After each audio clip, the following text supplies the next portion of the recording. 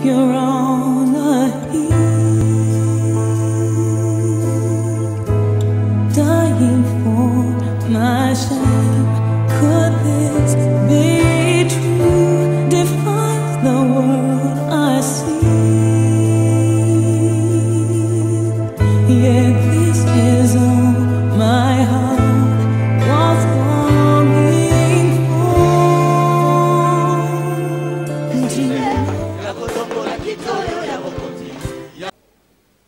Napesi molimona ngana kolo Yahweh maye na kolo Beo nyosona kolo Oh, ya solo ngai na pesi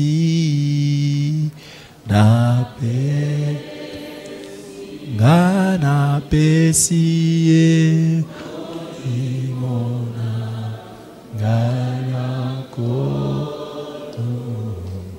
kolo nanga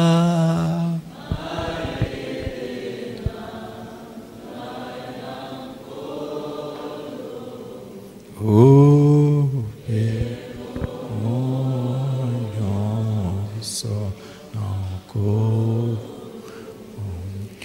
oh, Yahweh kolo nanga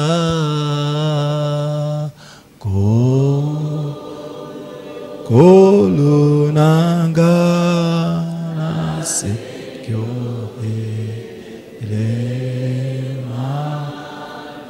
ele mananga ota bona ya solo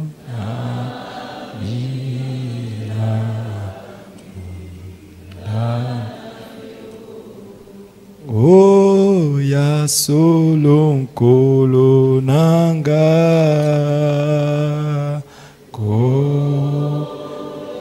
kolo nanga enase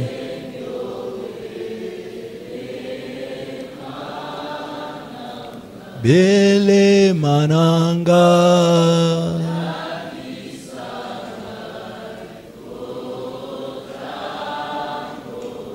solo na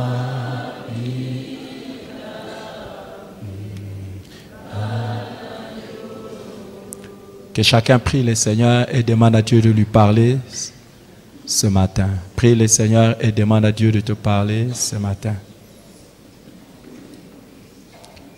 Alléluia.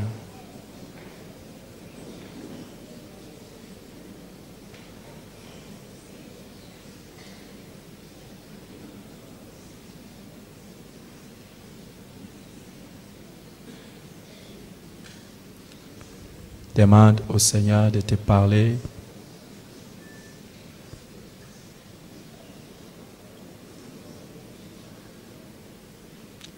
Demande au Seigneur de te parler. Jésus-Christ. Biblique soit les camps qui va transformer votre manière de servir Dieu.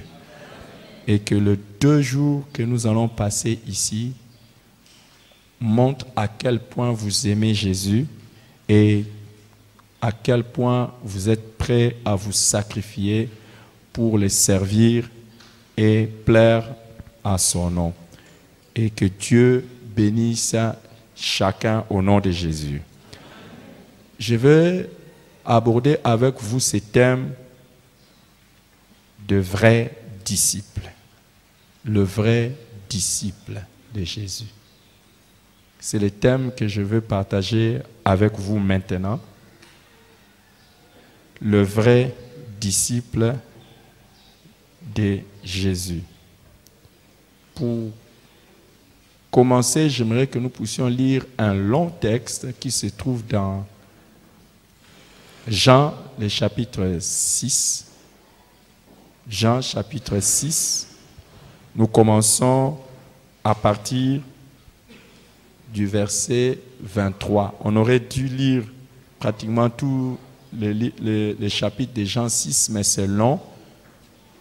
Mais la parole de Dieu, elle est bonne et elle est extraordinaire. Est-ce que nous pouvons lire Jean chapitre 6? Prenez vos Bibles et si vous n'avez pas de Bible, regardez dans la Bible du voisin, faites un effort pour avoir la Bible. Si vous avez un portable avec vous, vous ne pouvez pas dire que vous manquez la Bible.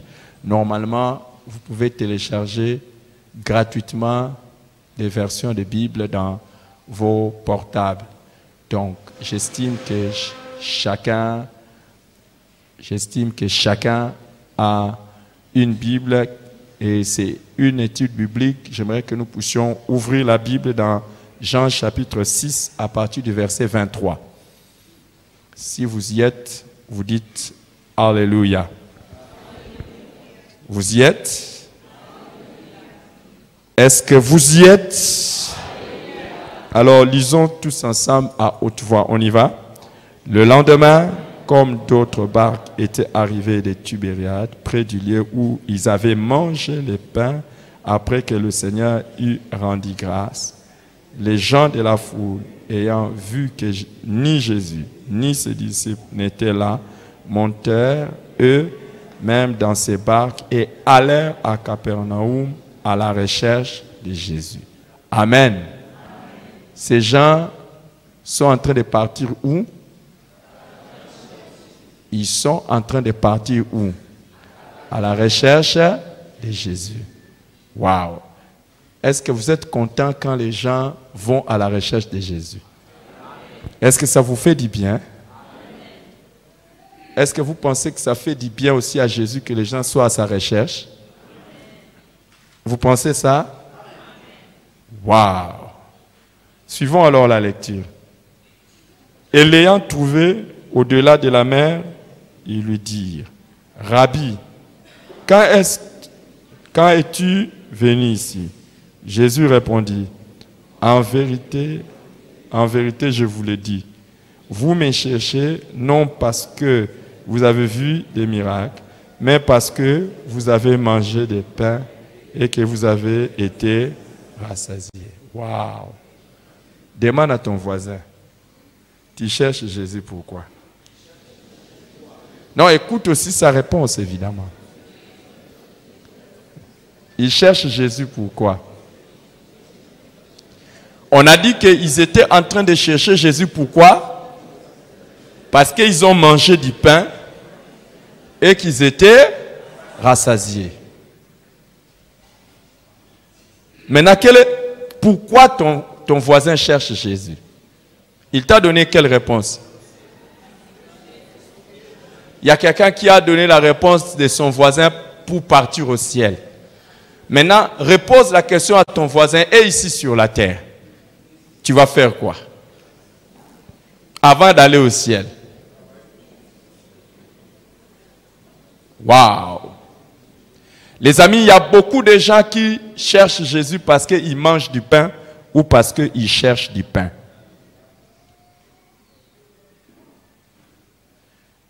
Et Jésus dénonce ça. En fait, il y a des gens qui suivent Jésus pour ce qu'il donne, non pas pour ce qu'il est ou ce qu'il demande. Il y a des gens, ils suivent Jésus pour ce qu'il donne, pas pour ce qu'il est ou ce qu'il demande, lui, Jésus.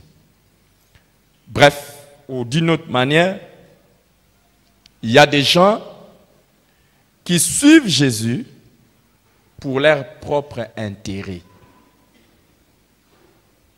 et pas les intérêts du Seigneur. Beaucoup de gens viennent dans les églises, beaucoup de gens vont dans certains programmes parce qu'ils ont envie d'obtenir quelque chose. Et les programmes chrétiens, même qui rassemble le plus de gens, ce sont des programmes dans lesquels les gens retrouvent plus leurs intérêts. Si vous mettez en place un programme chrétien où l'emphase ou l'accent est beaucoup plus mis sur l'intérêt de Dieu que sur l'intérêt des hommes, les gens ne sont pas enthousiastes.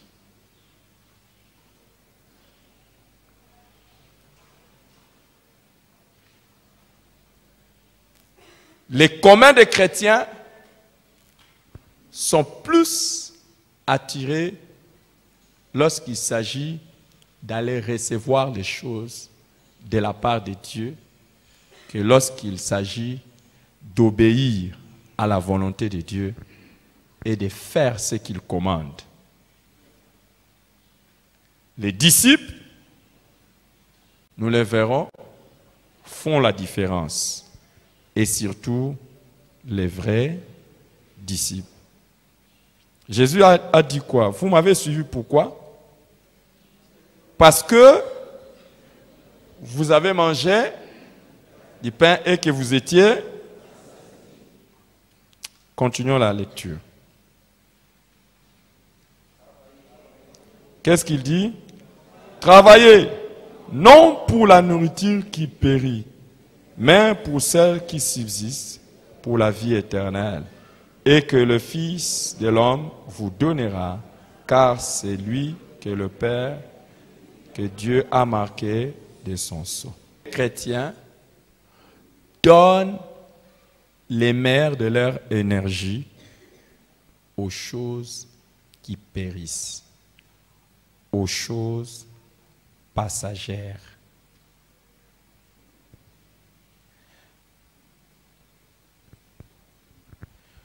Les chrétiens donnent les meilleurs de leur énergie aux choses qui périssent, aux choses passagères. Les chrétiens sont prêts à tous les sacrifices pourvu de gagner le monde. Les chrétiens sont prêts à tous les sacrifices pourvu de gagner le monde, mais très peu sont prêts à se sacrifier pour le royaume de Dieu. Ma prière est que vous et moi, nous fassions partie de ceux qui donnent priorité aux choses célestes que terrestres.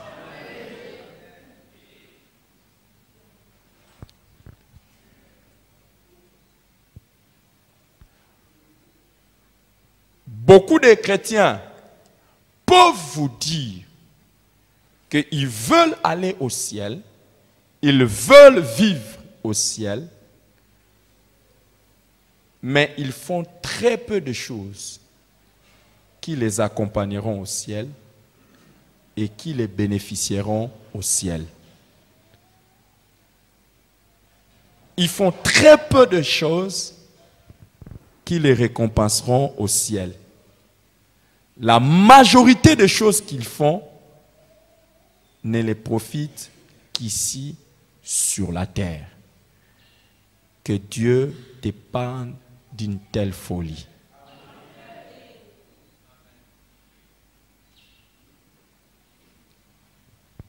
Jésus leur dit, travaillez non pas pour la nourriture qui périt, mais travaillez pour la vie éternelle.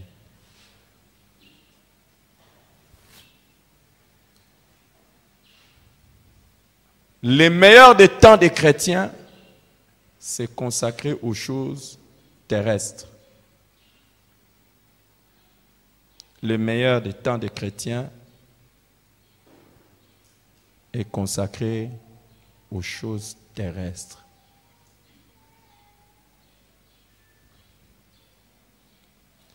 Et beaucoup se cachent derrière les multiples activités qu'ils ont pour dire que c'est Dieu qui a commandé de faire ainsi, de travailler dur. Ils se cachent derrière de multiples occupations pour dire que c'est Dieu qui a commandé ainsi de travailler dur.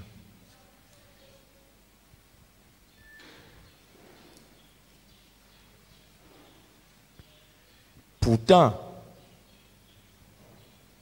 Dieu, même quand il nous demande de travailler, Dieu, même quand il nous demande de travailler, refuse qu'on donne priorité à autre chose qu'à lui. Dieu refuse qu'on donne priorité à autre chose qu'à lui. Et la bonne manière d'agir d'un chrétien est de donner la priorité à Dieu avant toute chose. La bonne manière d'agir d'un chrétien est de donner priorité à Dieu avant toute chose. Avant sa femme, avant son mari, avant ses enfants, avant ses parents, avant son travail, avant ses projets, avant toute chose. Dieu veut avoir la première place dans nos cœurs. Dieu veut avoir la première place dans nos cœurs. Tout ce qui prend la première place dans notre cœur, voici notre Dieu. Tout ce qui prend la première place dans notre cœur, voici les dieux qu'on adore. Ça peut être votre femme, ça peut être votre mari, ça peut être vos enfants, ça peut être votre travail ou autre chose.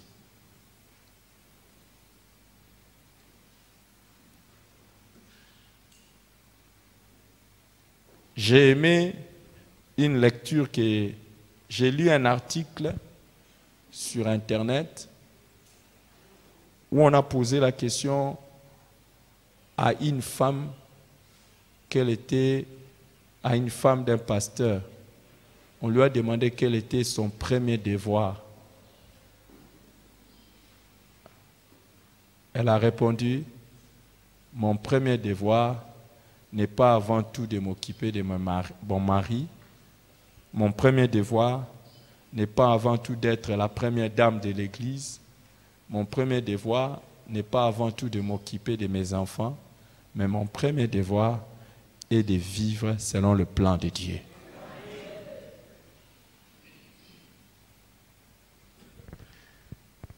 Si vous vivez ayant Dieu pour priorité, les autres choses, vous les ferez de la meilleure des manières. Mais si vous renversez, vous donnez priorité à autre chose qu'à Dieu, tout ce que vous ferez ne réussira pas. Si votre mari prend la première place dans votre cœur que Dieu, sachez que vous n'arriverez jamais à les satisfaire comme il faut. Si c'est votre femme, si c'est vos enfants qui prennent la première place dans votre cœur, vous allez être déçus par ce qu'ils vont devenir. Également, si c'est votre travail ou vos études qui prennent la première place, un jour, le travail, les études ou les projets dans lesquels vous êtes va vous décevoir. Jésus dit, travaillez pour la nourriture, non pour la nourriture qui périt, mais celle qui subsiste. Verset 28, lisons ensemble. On y va? Il lui dit,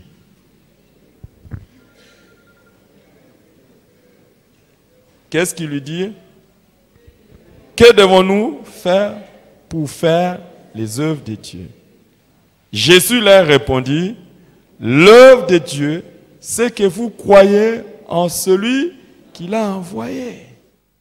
Alors le verset 30, quel miracle fais-tu donc, lui dirent-ils, afin que nous le voyions et que nous croyions en toi? Que fais-tu? Allons-y. Nos pères ont mangé de la manne dans le désert, selon ce qui est écrit. Il leur donna le pain du ciel à manger. Non, arrêtez-vous un peu là. Ces gens sont en train de suivre Jésus, pourquoi? S'il vous plaît, répondez à haute voix. Pour manger du pain, n'est-ce pas? Mais ils suivent Jésus. Jésus dit, parce que vous avez mangé le pain et que vous étiez rassasiés.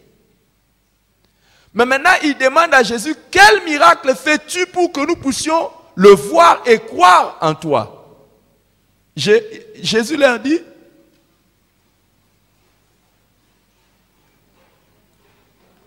Jésus va leur dire quoi? Hein? Vous allez voir dans la suite. Mais j'aimerais que vous puissiez remarquer avec moi. Ils suivent Jésus pour quel miracle? Manger quoi? Le pain. Parce que la veille, ils ont mangé du pain, ils étaient rassasiés. Maintenant, ils veulent croire. Jésus leur dit, il faut croire en moi. Ils demandent encore quel miracle? Le pain. Les amis, quand vous suivez Jésus pour ce qu'il fait, vous ne serez jamais rassasiés.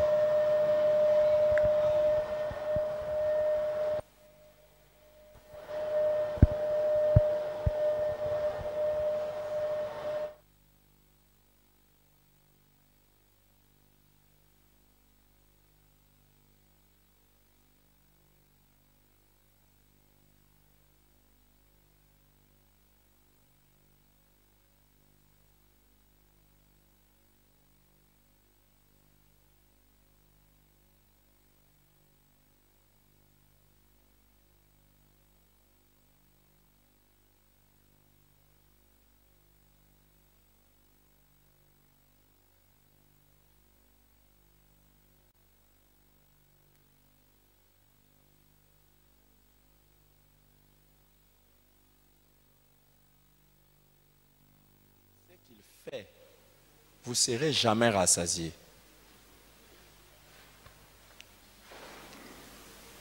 Mais quand vous suivez Jésus pour ce qu'il est, vous trouverez le véritable bonheur.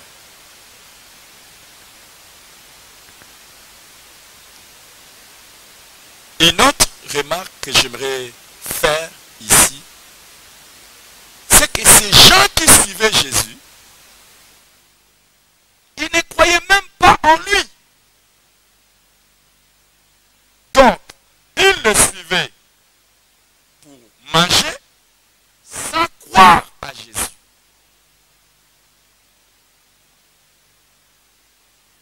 Sans croire à Jésus.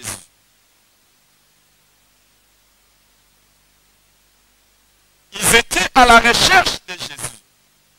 Mais en vérité, ils n'étaient pas à la recherche de Jésus, mais ils étaient à la recherche de pain.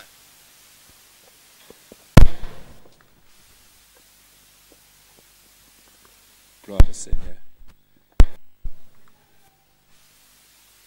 Ils étaient à la recherche de pain.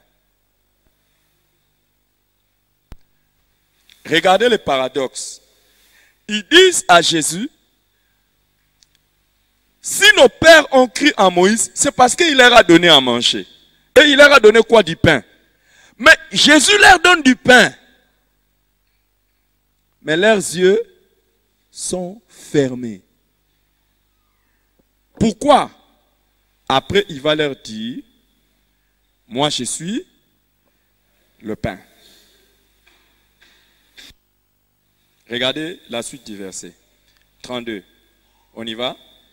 Jésus leur dit, en vérité, je vous le dis, Moïse ne vous a pas donné le pain du ciel, mais mon Père vous donne le vrai pain du ciel. Car le pain de Dieu, c'est celui qui est descendu du ciel, qui donne la vie au monde. Il lui dit, Seigneur, donne-nous toujours ces pains. Est-ce que vous croyez qu'ils savent ce qu'ils demandent? Est-ce qu'ils savent ce qu'ils demandent? Et ils demandent quoi? Ils demandent les kanga journée. En fait, pour eux, ils cherchent quelque chose qui va les rassasier ce jour-là. Et demain encore, ils auront faim. Mais Jésus leur dit, il y a quelque chose de mieux. C'est le pain qui descend du ciel. Verset 35. Jésus leur dit, je suis le pain de vie. Celui qui vient à moi n'aura jamais faim. Et celui qui croit en moi n'aura jamais soif. Qui aimerait manger ce pain-là et n'avoir plus jamais faim? Est-ce qu'il y a quelqu'un qui a déjà mangé ce pain et qui n'a plus jamais soif? Encore une question. Verset 36. Mais je vous le dis, vous m'avez vu et vous ne croyez point. Pardon. Jésus parle-t-il aux pharisiens? Il parle aux pharisiens. Il parle aux sadducéens.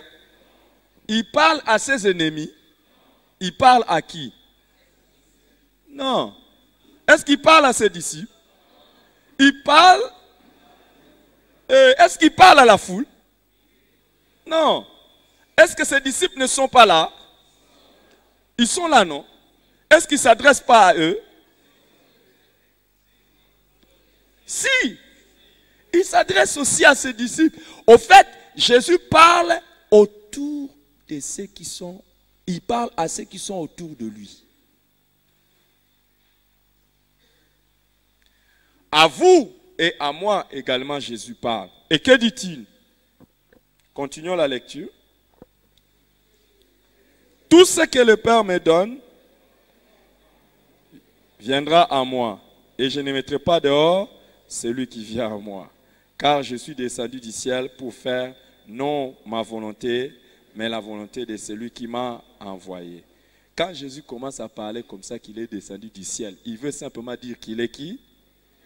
Il est Dieu. Or, la volonté de celui qui m'a envoyé, c'est que je ne perde rien de tout ce qu'il m'a donné, mais que je le ressuscite au dernier jour. La volonté de mon Père, c'est que quiconque voit le Fils et croit en lui ait la vie éternelle. Et je les ressusciterai au dernier jour. C'est quoi manger le pain qui vient du ciel? Selon ces versets. Pour avoir la vie éternelle. Voilà. Vous êtes très intelligent. Parce qu'il avait dit que celui qui mange vivra éternellement. Et ici, il explique ça. C'est quoi? Celui qui fera quoi? Voilà. Celui qui voit le Fils et croit en lui et la vie éternelle. Et je les ressusciterai au dernier jour. Mais est-ce qu'ils ont compris? Est-ce qu'ils ont compris? Vous êtes sûrs? Regardons le verset 41. Les Juifs murmuraient à son sujet, parce qu'il avait dit, je suis le pain qui est descendu du ciel. Et il disait, n'est-ce pas là Jésus, le fils de Joseph, celui dont nous connaissons le père et la mère? Comment donc dit-il, je suis descendu du ciel? Alors s'il y a quelqu'un qui vous dit, que Jésus n'a jamais dit qu'il était Dieu, dites-lui, ok, mais il a dit au moins qu'il venait du ciel. et qu'il était aussi le Fils de Dieu. Selon ce passage, vrai ou faux? Alors ils ont dit, oh, comment lui, nous connaissons son père, nous connaissons aussi sa mère. Comment dit-il que lui vient du ciel? Non, il ne connaissait que le père adoptif de Jésus. Il ne connaissait que la mère porteuse de Jésus. Parce que Jésus n'a pas été l'enfant biologique ni de Joseph, ni de Marie. Alléluia. Il n'a été déposé que dans le ventre de Marie, par le miracle du Saint-Esprit. Alléluia. Le même Saint-Esprit qui au commencement avait créé la vie, c'est le même Saint-Esprit qui est venu encore créer l'enfant Jésus dans les ventres de Marie. Alléluia. Mais eux pensaient qu'ils connaissaient la vérité. Il y a des gens aussi qui pensent qu'ils connaissent la vérité sur toi, ils ne savent rien de ce que tu es. Alléluia. Et ils ne connaissent même pas ta destinée. Ta destinée est glorieuse devant Dieu. Alléluia. Il y a des fois quand les gens te décrivent, ne t'en fais pas. Ils décrivent selon ce qu'ils voient. Mais ils ne décrivent pas selon ta vraie identité. C'est Dieu qui connaît ta vraie identité. Et bientôt tu vas te manifester et les gens sauront qui. Tu ne m'as pas donné un meilleur amen. Tu ne m'as pas donné un meilleur amen. Je ne parle pas seulement de ceux qui mangent le pain, mais je parle de ceux qui mangent le pain véritable, c'est-à-dire qui voient Jésus, qui croient en Jésus, qui ont la vie éternelle. Tu as donné un bon amen?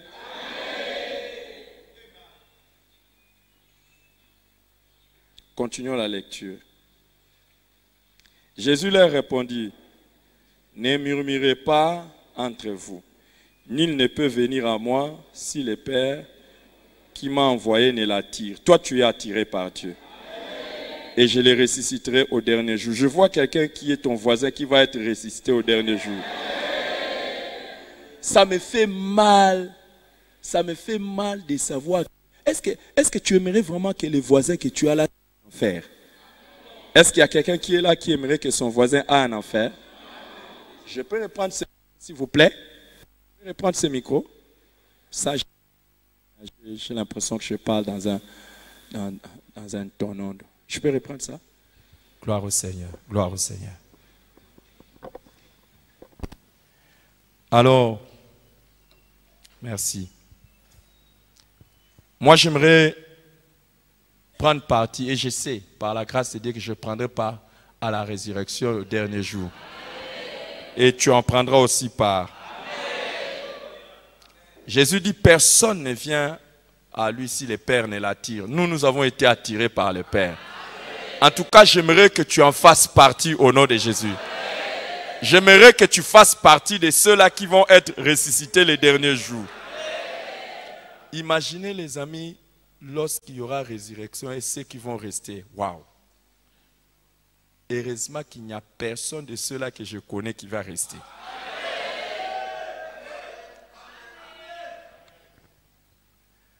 Tu n'as pas dit un bon amen. Verset 45. Il est écrit dans les prophètes, ils seront, lisons ensemble, non? Ils seront tous enseignés de Dieu. Ainsi, quiconque a entendu le Père et a reçu son enseignement, viens à moi. Comment le Père nous attire? Waouh! Alors faites très attention. Il y a des gens qui ont des doctrines qu'ils ne comprennent pas bien quand ils parlent par exemple de la doctrine de la prédestination. Quand Jésus dit que nul ne peut venir à moi si le Père ne l'attire, alors il y a des gens qui comprennent mal et qui disent que Dieu a choisi certaines personnes de manière particulière et il va les attirer à lui, qu'ils le veuillent ou non. Faux. Il y a une chose que vous devez savoir au sujet de la création. La création est divisée en deux. La création animale.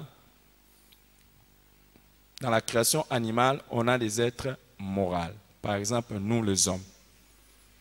et on a les autres animaux qui ne sont pas des êtres moraux. Nous, la différence, c'est que Dieu nous a donné la volonté et le libre choix. Comment le Seigneur nous attire? Quand ce que nous venons de lire c'est fait, au fait, beaucoup d'appelés, Dieu appelle par le moyen de la prédication de l'évangile. Mais maintenant, l'élection est une qualification personnelle. Nous tous, l'évangile nous est enseigné. Mais qu'est-ce qu'on dit? Ils seront tous enseignés de Dieu. Dieu ne fait pas exception des gens. Il enseigne à tous. Ainsi, quiconque a entendu le Père et a reçu son enseignement, vient à moi. C'est la réponse de chacun qui le qualifie ou qui le disqualifie par rapport à l'élection ou la prédestination. Grandissez et sachez ça, que Dieu n'a pas prédestiné certains à aller en enfer et d'autres à aller au ciel. Mais la réponse de chacun fera que certains vont aller au ciel et d'autres en enfer. Mais toi, tu vas aller au ciel. Il faut dire amen. Hein? Ce n'est pas que personne ait vu le Père. Sinon, on y va, non? Le verset 46. Sinon, celui qui vient de Dieu, celui-là a vu le Père. En vérité, je vous le dis, celui qui croit en moi a la vie éternelle. Je suis le pain de vie. Vos pères ont mangé la manne dans les déserts et ils sont morts. Il y a des choses, même quand tu les as, tu vas mourir. Mais il y a des choses, quand tu les as, tu ne vas plus mourir. Moi, je préfère ce qui n'est plus suivi de la mort. On y va? C'est ici le pain qui descend du ciel, afin que celui qui en mange ne meure point. Donne-moi, Seigneur, cela au nom de Jésus. Je suis le pain vivant qui est descendu du ciel. Si quelqu'un mange de ce pain, il vivra éternellement. Et le pain que je donnerai, c'est ma chair que je donnerai pour la vie au monde. Où est-ce qu'il a donné sa vie au monde? Où est-ce qu'il a donné sa vie au monde? Et qu'est-ce qu'il faut faire pour avoir la vie éternelle? Croire. Et manger le pain, c'est quoi? Croire à ce qu'il a fait à la croix.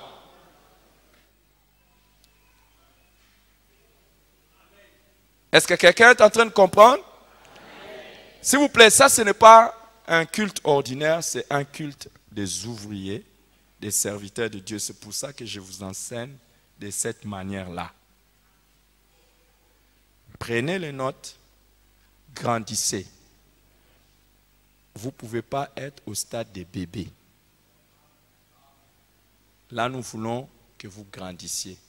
Quand Jésus dit « mangez de ma chair », il a dit « ma chair, je la donne pourquoi? Pour le monde. » Où est-ce qu'il l'a fait?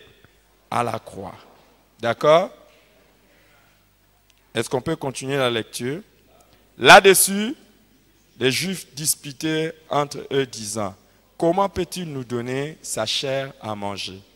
Jésus leur dit, « En vérité, si vous ne mangez la chair du Fils de l'homme et si vous ne buvez son sang, vous n'avez point la vie en vous-même. » Demande un peu à ton voisin s'il a déjà mangé.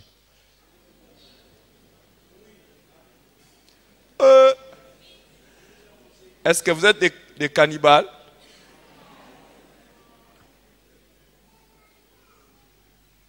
Qui a déjà mangé la chair de Jésus?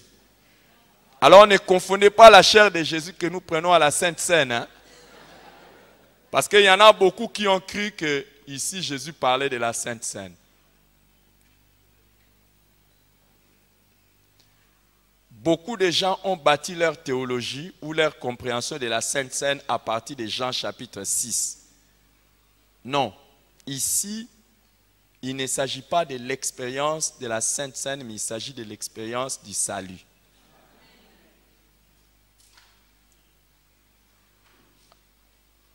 Attention, quand il s'agit de la Sainte Seine, il s'agit d'une commémoration. Mais ici, il ne s'agit pas d'une commémoration. Ici, il s'agit d'une participation à un acte direct pour le salut. Et qu'est-ce que Jésus dit la suite? Celui qui, 54, lisons non? Celui qui mange ma chair et qui boit mon sang a la vie éternelle. Et je le ressusciterai au dernier jour. Car ma chair est vraiment une nourriture et mon sang est vraiment un breuvage.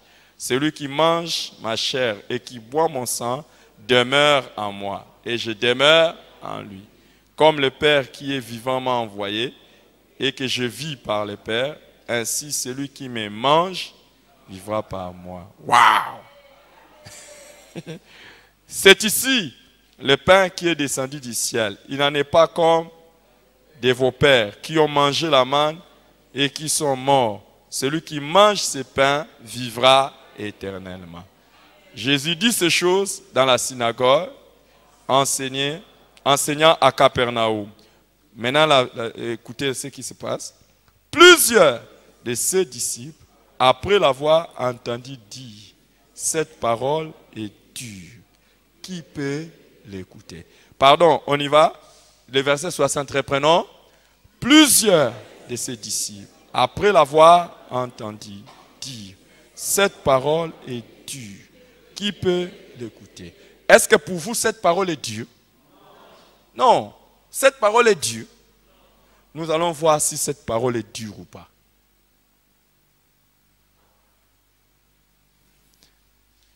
J'ai une question à vous poser.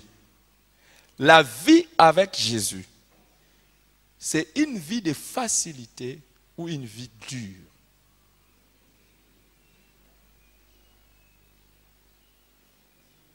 Répondez à votre voisin.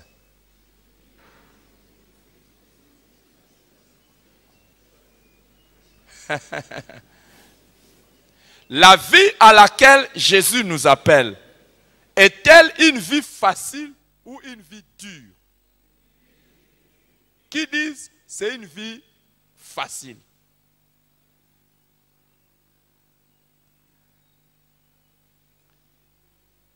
Je vois quelques mains, je suis encouragé. Qui disent que c'est une vie dure?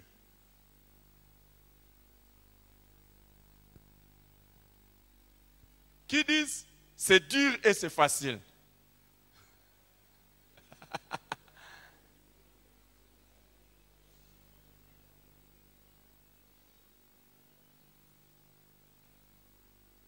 Continuons la lecture. Jésus, sachant à lui-même que ses disciples murmuraient. Qui dit murmurer? Les disciples.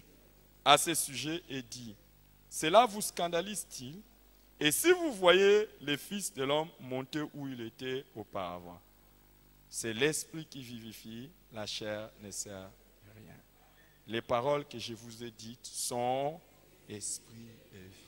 Ça n'a rien à voir avec la chair. C'est esprit et vie. Mais il est parmi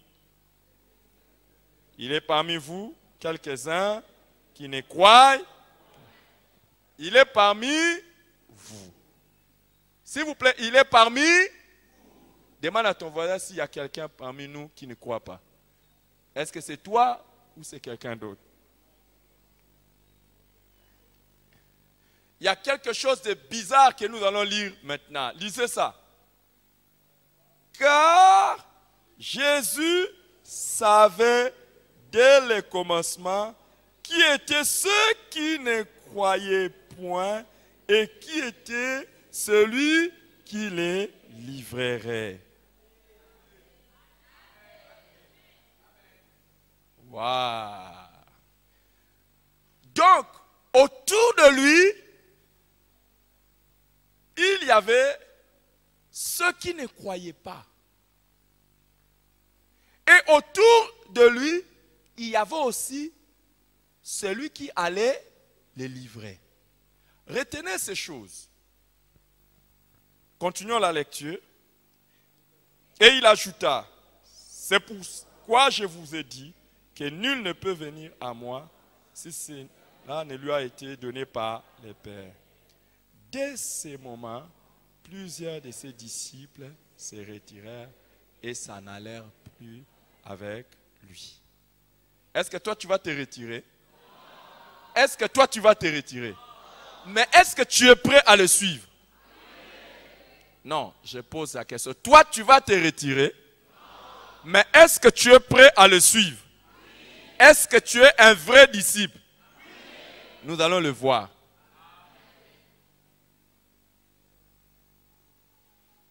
Continuons la lecture. Jésus donc dit aux 12 que moi je fasse partie de ce genre de choses. Et vous, ne voulez-vous pas aussi vous en aller? Simon-Pierre lui répondit, Seigneur, à qui irions-nous? Tu as les paroles de la vie éternelle. Et nous avons cru et nous avons connu que tu es le Christ, le Saint de Dieu. Alléluia! Combien ont répondu comme ça? Combien ont répondu comme ça? Un seul. Il a parlé au nom de combien? La suite. Jésus leur répondit. Il n'a pas répondu seulement à Pierre. Il leur a répondu parce qu'il a parlé en leur nom. N'est-ce pas moi qui vous ai choisi, vous les 12? Et l'un de vous est un démon. Waouh! Waouh! Est-ce que parmi nous il y a un démon?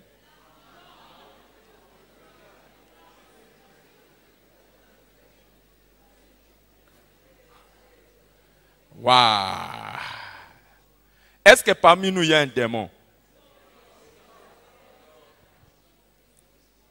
J'aimerais que nous puissions prêcher ce dimanche dans nos cultes. L'un de vous est un démon.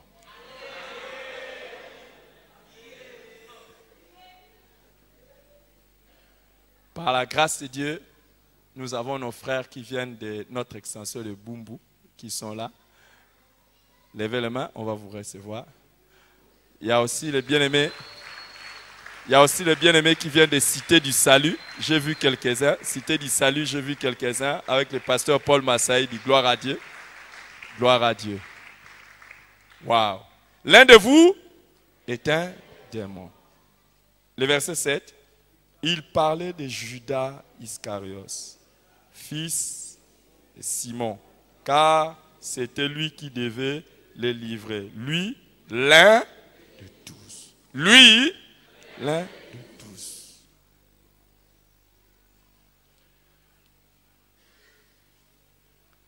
Je bénis le Seigneur qui nous a donné la meilleure église au monde. Parce que vous êtes tellement intelligents. Quel est le thème que je développe avec vous maintenant? Les vrais disciples. Quand nous regardons les textes que nous venons de lire, qui étaient les vrais disciples ou combien ils étaient? Combien de disciples il y avait? Il y avait seulement 12. Il y en avait combien? Mais combien étaient-ils des vrais disciples?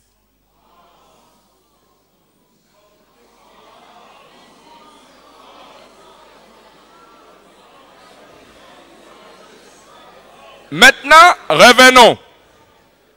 Revenons. Vous êtes très intelligents. Revenons.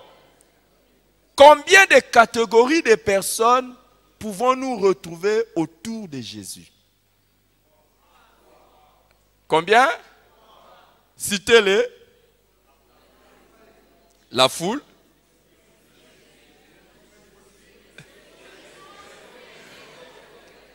Combien de catégories de personnes on peut retrouver autour de Jésus? 3. On y va?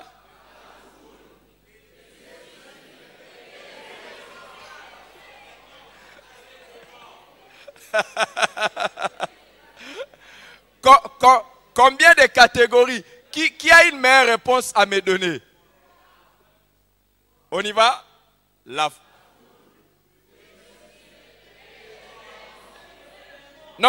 Non.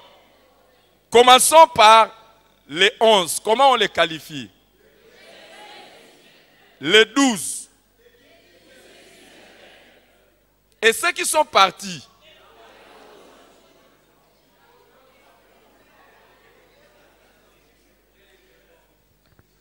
J'aimerais vous parler des 5 catégories de personnes autour de Jésus.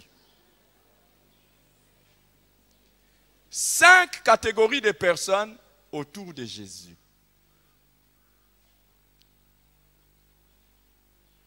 La première catégorie de personnes autour de Jésus, selon ce texte, sont ceux qui ne croient pas. Ils ne croient pas en lui. Mais pour une raison, ou pour une autre raison, ou pour une autre, ils sont quand même autour de Jésus.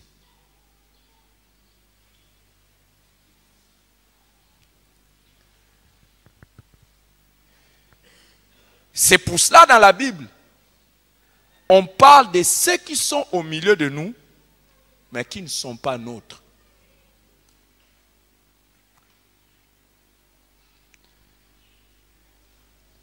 Je veux parler ici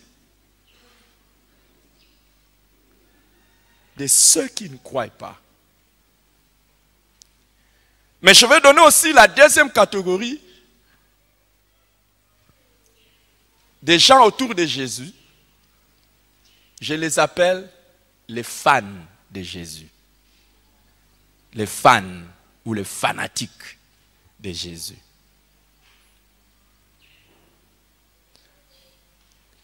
Vous avez tout englobé dans la foule, mais on peut parler des fans de Jésus.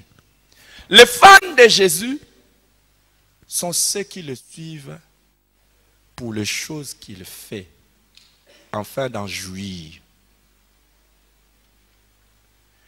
Les mangeurs de pain.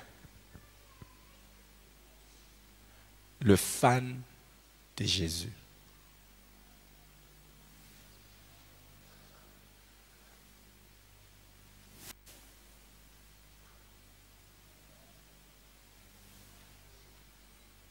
Troisième catégorie,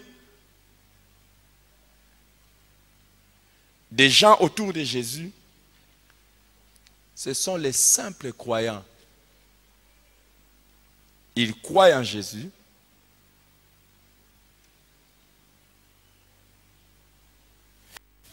mais ils ne sont pas prêts à faire tout ce qu'il demande.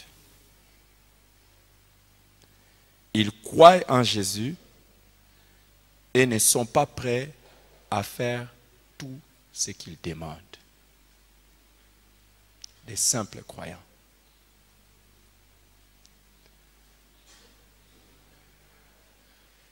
La quatrième catégorie des gens autour de Jésus, ce sont des faux disciples.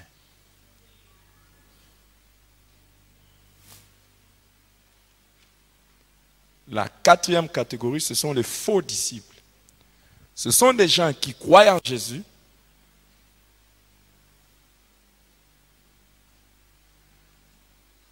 qui font ce que Jésus demande,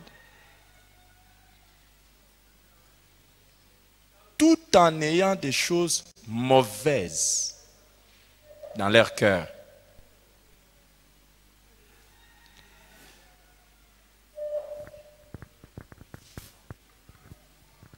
Ils font ce que Jésus demande, tout en ayant des choses mauvaises dans leur cœur.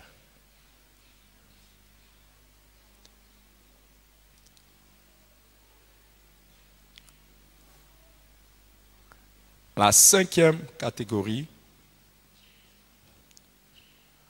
ce sont le vrai disciple.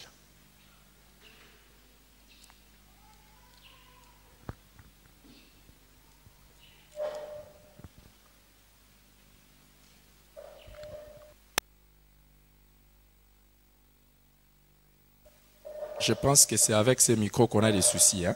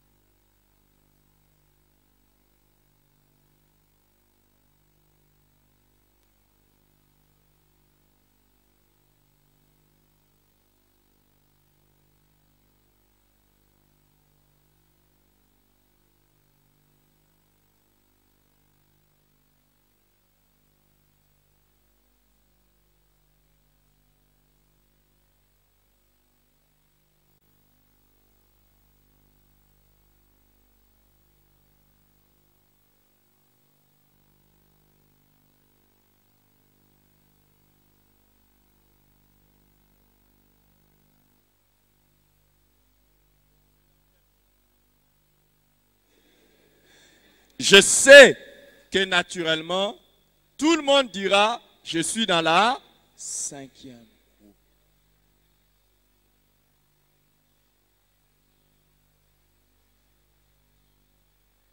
Tout le monde dira, je suis dans la 5e groupe. Mais les textes que nous venons de lire nous montrent que Jésus ne se fiait pas à tout ce qui était autour de lui parce qu'il le connaissait. Tel que nous sommes là, Jésus connaît chacun.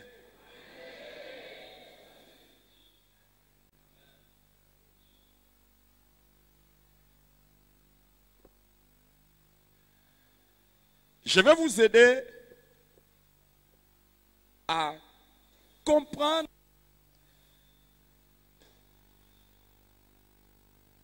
qui est un vrai disciple. Et aujourd'hui, nous allons voir quel est le prix à payer pour être un vrai disciple.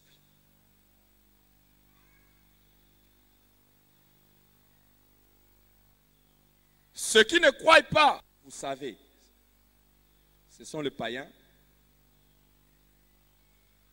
Les femmes de Jésus, vous savez.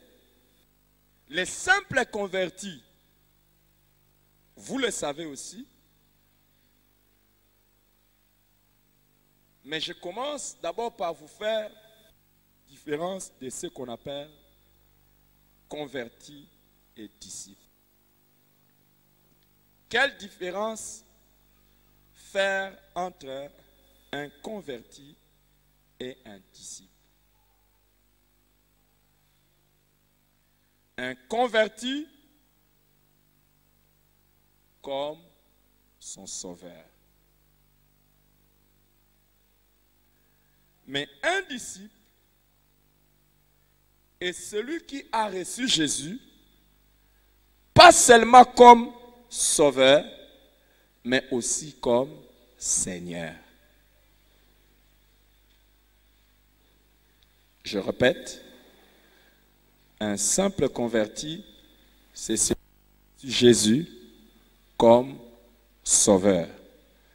Mais un vrai disciple est celui qui a reçu Jésus, pas seulement comme sauveur, mais comme Seigneur.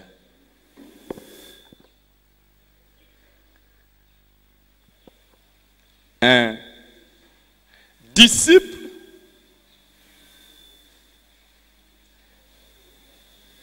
est un chrétien. Mais un chrétien n'est pas nécessairement un disciple.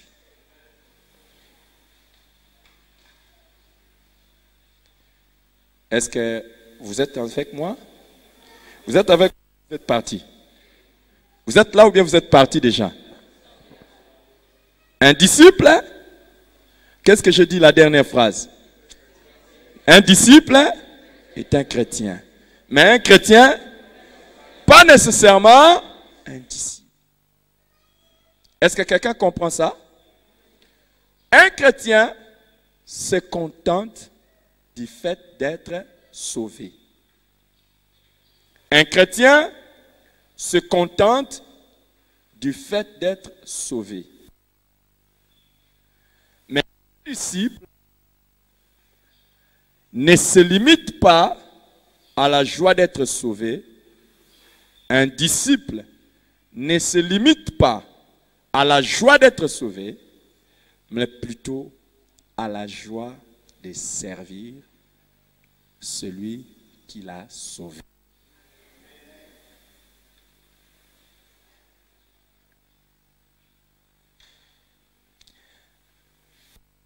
Tiens,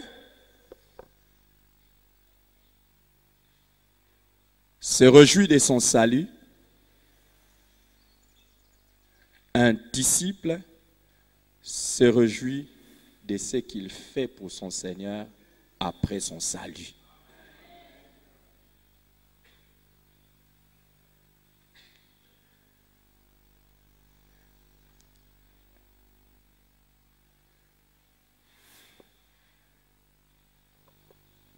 Que fais-tu, le Seigneur, après ton salut?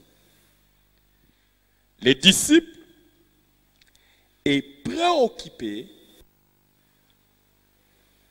à faire la volonté du Seigneur et à les plaire. Un disciple est préoccupé à faire la volonté du Seigneur et à les plaire.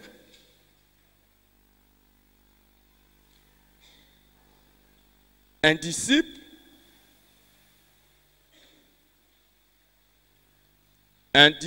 est une personne consacrée. Un disciple est une personne consacrée à Jésus et prête à payer n'importe quel prix et le servir. Prêt à payer n'importe quel prix pour le suivre et le servir.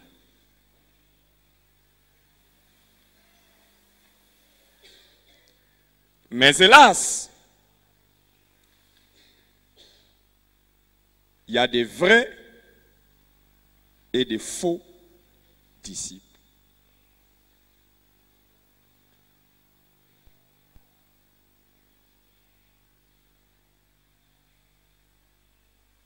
Maintenant, parlons des faux disciples.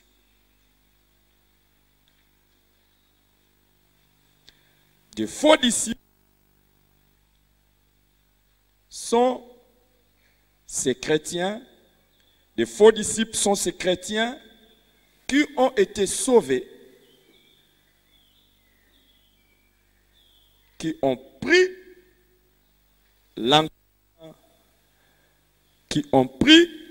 l'engagement de suivre Jésus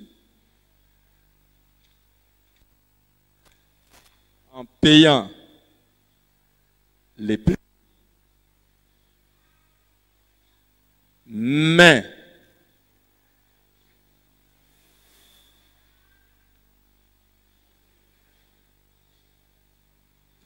en gardant des mauvaises choses dans leur cœur, mais en gardant les mauvaises choses dans leur cœur, ou en reniant leur engagement ou leur consécration plus tard. En gardant les mauvaises choses dans leur cœur, ou en reniant leur engagement ou leur consécration plus tard. Je vais expliquer un peu le faux ou le vrai disciple. C'est quelqu'un qui a donné sa vie à Jésus. Il est prêt à servir le Seigneur, à obéir au Seigneur, mais il garde de mauvaises choses dans son cœur. Ou une autre personne qui a bien commencé, mais un jour, il renie l'engagement ou la consécration qu'il avait plus tard. Les amis, il y a des gens,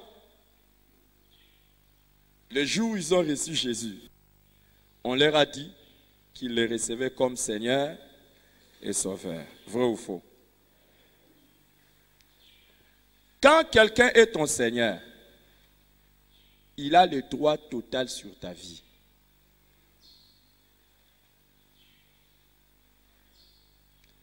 Combien maintenant parmi nous continuent d'obéir à Dieu comme au premier jour qu'ils ont reçu Jésus? Point d'interrogation. Quelles sont les choses que nous gardons dans nos cœurs? Regardez,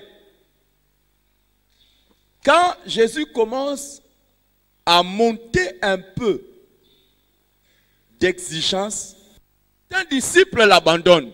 Donc plus nous allons revenir sur ça, plus les exigences montent, certains se disqualifient.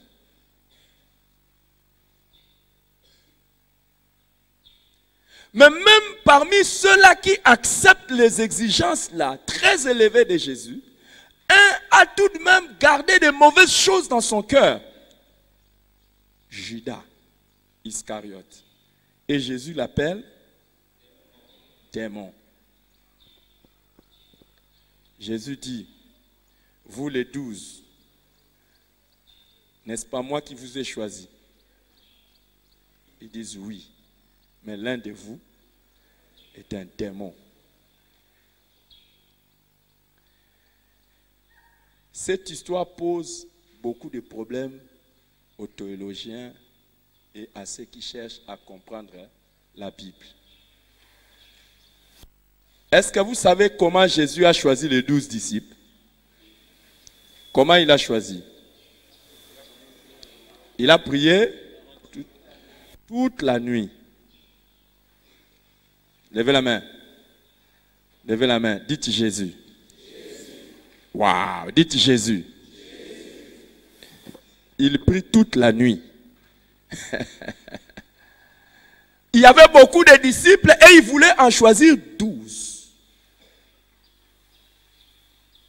Il voulait choisir 12 pour qu'ils soient avec lui et pour les envoyer particulièrement. Il fait la prière. La question que je vais vous poser là, ici, et répondez-moi. En choisissant les 12, Jésus a-t-il fait une erreur, oui ou non? Hey. Jésus a-t-il fait une erreur, oui ou non? Oh, Jésus a choisi qui? Non, comment il l'appelle? Est-ce que c'est Jésus qui a fait l'erreur, oui ou non? Oh, demande à ton voisin d'être sincère, de ne pas répondre seulement comme ça là. Jésus a-t-il fait une erreur, oui ou non? Ah, il a fait une erreur?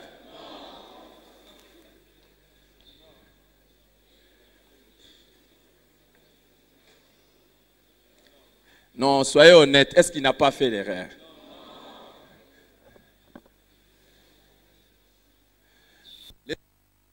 Je vais vous montrer suite de l'enseignement que être disciple de Jésus, ce n'est pas quelque chose de facile. Et Judas était disciple. Et Jésus a prié toute la nuit.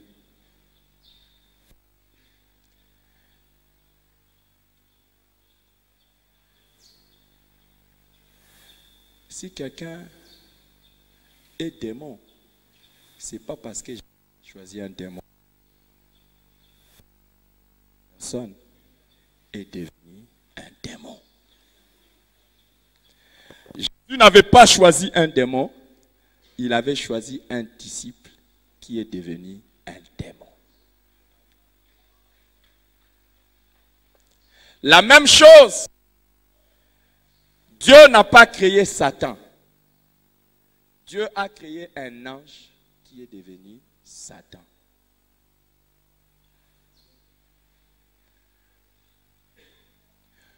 Quelqu'un peut être un vrai disciple et devenir.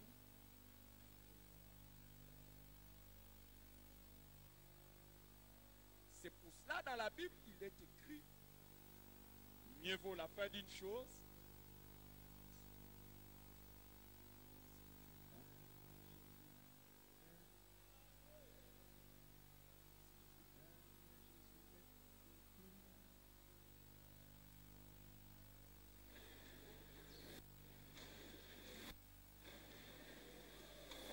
Si tu aimes Jésus, si tu aimes Jésus, si tu aimes Jésus, tape la main du voisin.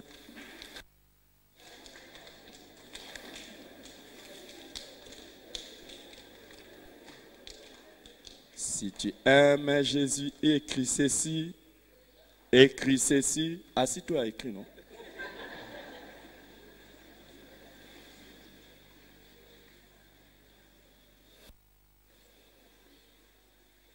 Mieux vaut la fin d'une chose que son commencement. Bien fini, bien commencer ne veut pas nécessairement dire bien finir. Bien commencer ne veut pas nécessairement dire bien finir.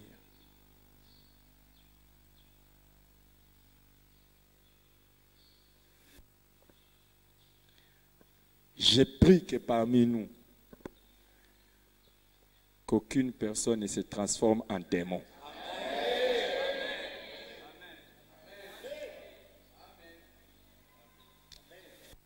Aimer les amens des gens qui ont la foi vraiment. Qu'aucune personne ne se transforme en démon.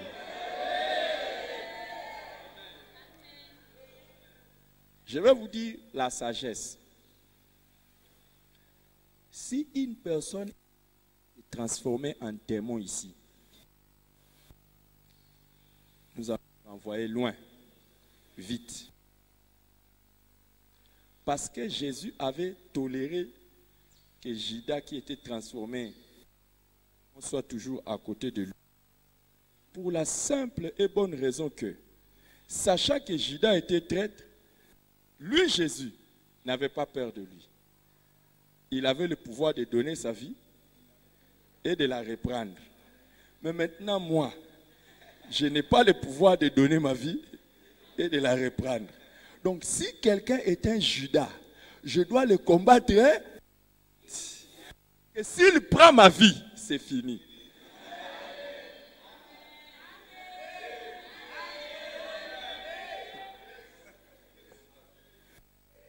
C'est pour cela. Je vais enseigner sur la déloyauté. Je vais enseigner sur ceux qui trahissent. Je vais enseigner sur ça. Je vais enseigner. Ces 2 jours ici, c'est enseignement. Donc, quand quelqu'un devient maître, il faut le combattre. Sinon, c'est lui qui va vous avoir.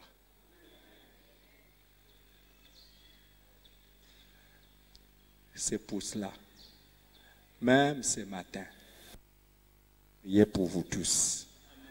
Qu'aucun de vous vienne un démon. Et qu'il plaise à Dieu que si l'un de nous est devenu un démon, qu'il se répande. Judas n'est pas parti en enfer parce qu'il a trahi Jésus. Non. Judas est parti en enfer parce qu'il s'est suicidé et a refusé de se repentir. Judas a trahi Jésus une fois. Pierre a trahi Jésus 3 fois. Mais Pierre qui a trahi Jésus 3 fois s'est repenti. Mais Judas, qui a trahi une fois, ne s'est pas repenti. C'est pour ça qu'il est appelé fils de la rébellion. Tout le monde, à un moment donné de sa vie, fait des erreurs. Mais le grand problème, quand tu fais une erreur, tu refuses de réparer. Quand Dieu nous appelle tous des saints, commençant par moi, ce sont les personnes, il sait que nous branchons tous d'une manière ou d'une autre. Mais, quand on appelle quelqu'un rebelle, c'est qu'il a fait quelque chose et refuse de se repentir. Tel ne sera pas ton cas au nom de Jésus.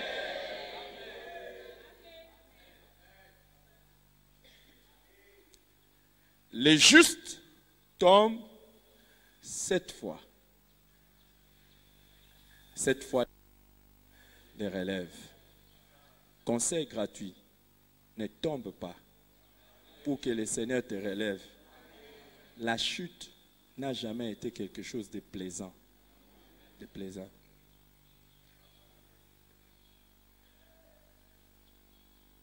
S'il y a des choses qui rendent notre course vers le ciel dure, c'est le péché et les erreurs que nous commettons de notre marche.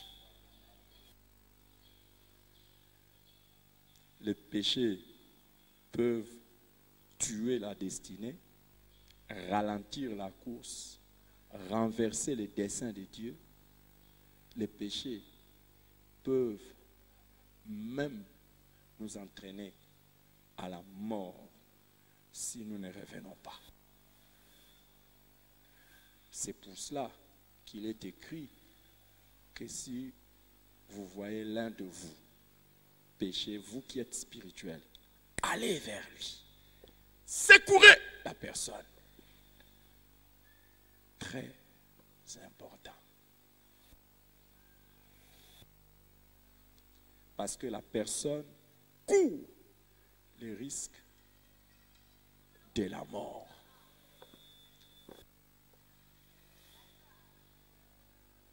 Les faux disciples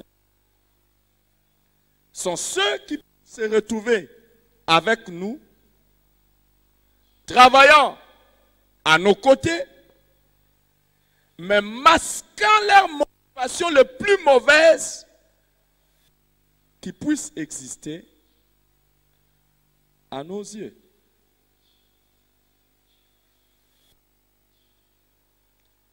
Ce n'est pas tout le monde qui vient à l'intercession parce qu'il a le fardeau de servir Dieu dans les prières afin que le royaume de Dieu avance. Ce n'est pas tout le monde qui entre à la chorale pour chanter pour la gloire de Dieu. Ce n'est pas tout le monde qui entre au service des protocoles ou sécurité. Ce n'est pas tout le monde qui fait le social. Ce n'est pas tout le monde qui vient faire la décoration de l'église,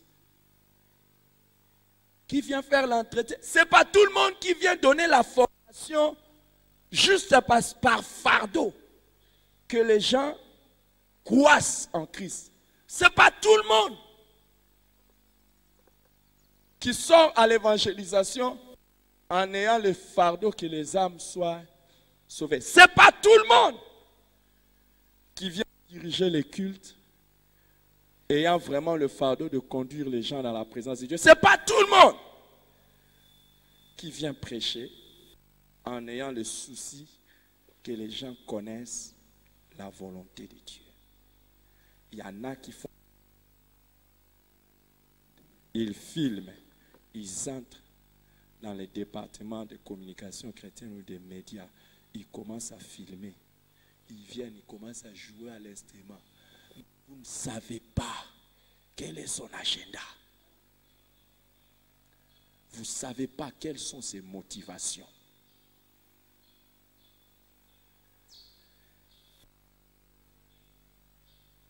Dieu merci, ça n'existe pas ici. Mais il y en a qui commencent à chercher à jouer l'instrument pour avoir de l'argent. Et après, ils commencent à avoir des marchés à gauche et à droite. Il y en a même, quand tu joues à l'instrument à l'église, il faut qu'on les paye. Pourquoi toi tu joues à la guitare, on te paye? Pourquoi on ne va pas payer la personne qui essuie la chaise sur laquelle tu es assise?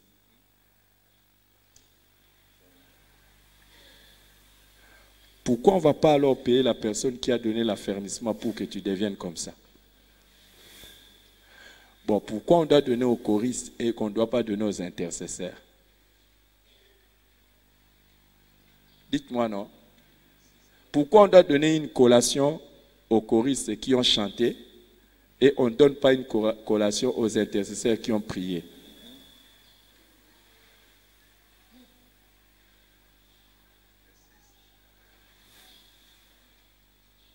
Puisque vous êtes au protocole, on doit prendre soin de vous de manière particulière que les gens qui sont au social.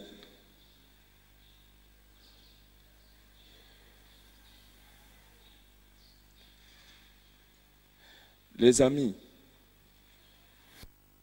pourquoi? Bon, pourquoi on doit vous donner à vous quelque chose? Pourquoi on ne doit pas donner au frère qui est en train de prendre des photos? Ou bien peut-être le frère qui est en train de prendre les photos, lui aussi, il avait son intention d'avoir l'argent. Mais pourquoi on ne donnerait pas à notre frère qui est aussi en train de filmer l'argent? Alors, à qui on doit donner l'argent de l'église? À tout le monde.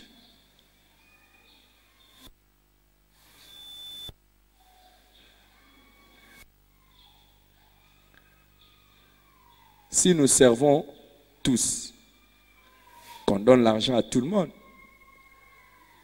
Tout à l'heure, là, quand on va prendre les offrandes, on termine, on prend les offrandes. Ça fait combien? Ça fait $1000. Nous sommes combien? Nous sommes 500. Chacun aura combien? $2. Pourquoi on ne ferait pas ça? Il y en a qui viennent dans l'église.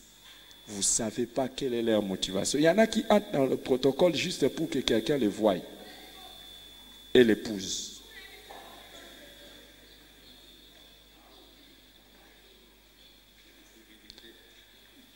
Comme mon frère dit, il y en a qui cherchent les départements où il y a visibilité. Je pars à la chorale, je pars au protocole, je pars à la communication chrétienne. Tout le monde va me voir quand je suis en train de prendre les angles. Il y en a qui sont en train de prendre les angles, ils ne savent pas quand notre frère, le frère avec qui on a commencé, quand il prenait même avec... Vous connaissez les halogènes, les lampes halogènes. Il a commencé le département de communication chrétienne comme ça avec les halogènes, les amis. Les halogènes. Et lui-même, il n'avait personne pour faire des câbles aujourd'hui. Hein, les câbles mènent comme vous aujourd'hui. On a des gens qui sont... Et puis vous êtes... Moi, je suis de la communication chrétienne. Il faut demander. Hein. Il y en a qui viennent comme ça juste peut-être pour impressionner. Il y en a aussi qui veulent servir à l'intercession, non pas parce qu'ils ont le fardeau de la prière, mais parce qu'ils sont timides.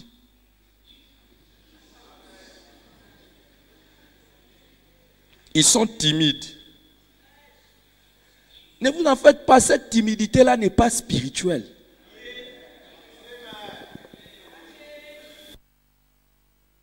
Je ne fais pas quelque chose parce que mon tempérament le voudrait. J'ai fait quelque chose parce que j'ai entendu la voix de Dieu. Et je sais que c'est là que Dieu attend que je passe travailler. Si le Seigneur me dit, va, annonce l'évangile en plein marché. Même si je suis quelqu'un qui tremble comme Jérémie, je dois faire quoi? Obéir.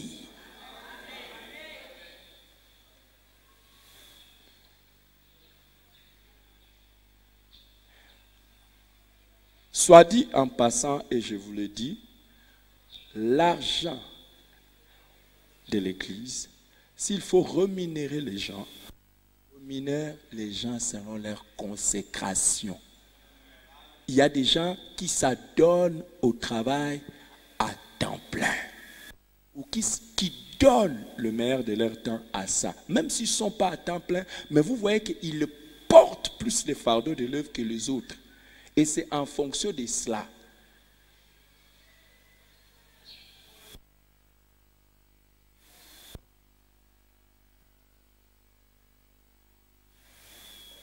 Il y a des personnes ici dans l'église, je n'hésite pas de leur apporter même une grosse somme à cause de ce qu'ils font à l'église.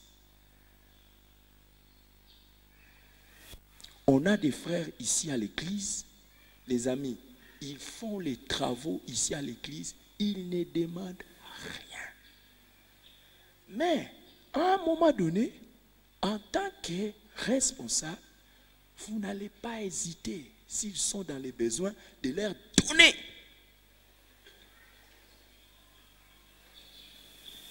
C'est cela.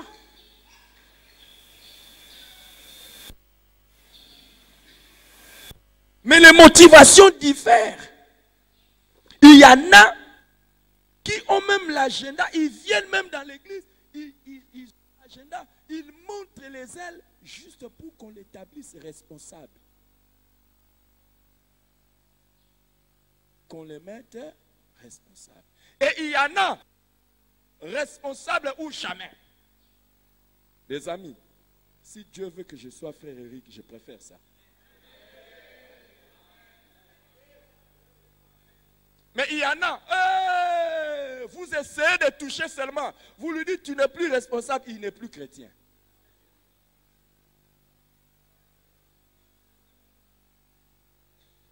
Vous ne connaissez pas les gens des personnes comme ça. Vous lui dites seulement, non, non, non, non, non, frère, tu n'es pas en train de bien agir, tu ne vas pas chanter, c'est fini, il rentre au monde. Vrai ou faux? Quels sont les motifs? Tu peux avoir fait quelque chose de mal, on te discipline. Tu ne veux pas, tu ne veux pas.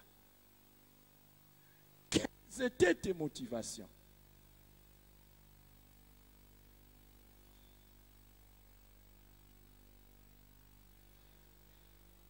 C'est comme ça que vous allez voir aussi, il y a d'autres pasteurs qui on veut le discipline. Il dit, c'est mon église. Hey, ce n'est plus Jésus, c'est ton église. C'est quoi ça? Tel que nous sommes là, Dieu seul connaît. Et il y a des gens, ils peuvent être dans l'église. Je parle d'ici, ils peuvent être à la parole de vérité. Boumou, ils peuvent être à la cité du salut, n'importe où dans leur église. Ils sont là malgré eux. Est-ce que vous savez ça? Il y a des gens qui sont assis sur des chaises, mais c'est un peu comme si j'essaie seulement, je partirai. Vrai ou faux? Hey, moi je n'aime pas qu'on me touche. Hein. Toi tu es qui pour qu'on ne te touche pas? Nous allons les voir tout à l'heure. Les personnes qui réagissent, ce sont les personnes qui ne sont pas mortes. Or les disciples sont les personnes qui sont mortes.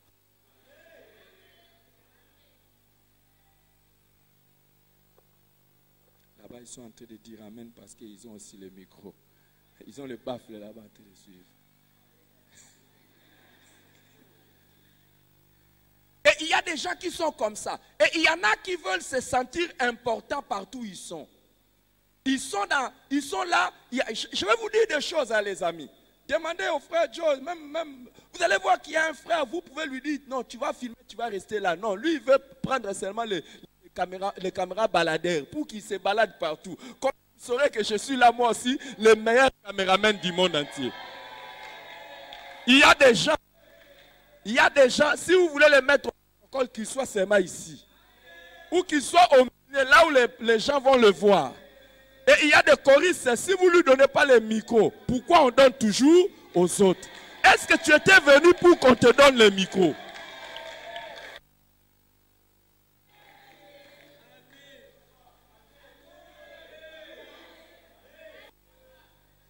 Et il y a toujours, dans cette église-là, pourquoi on ne donne pas la prédication aux autres. Dans cette église, c'est moi qui prêche. Il n'y a rien à faire. Dans cette église, c'est moi qui prêche. C'est le pasteur qui prêche. Et quand je ne suis pas disponible pour prêcher, c'est alors que je délègue à quelqu'un. Et la personne à qui je dois opérer dans le même esprit que moi. C'est différent.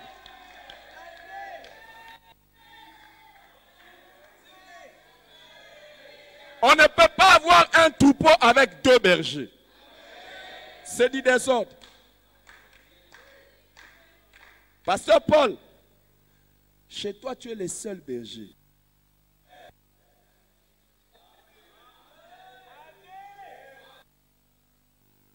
Là, tu es le seul berger. Et attention aux collaborateurs qui se comportent comme les parlementaires.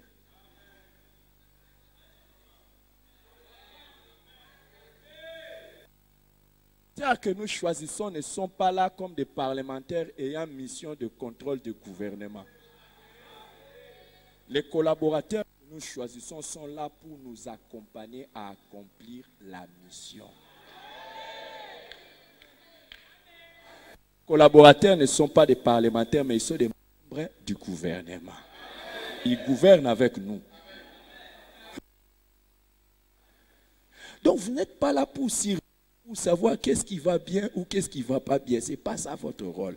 D'ailleurs, les anciens, ce n'est pas de surveiller les bergers. Le rôle des anciens, c'est de surveiller les troupeaux.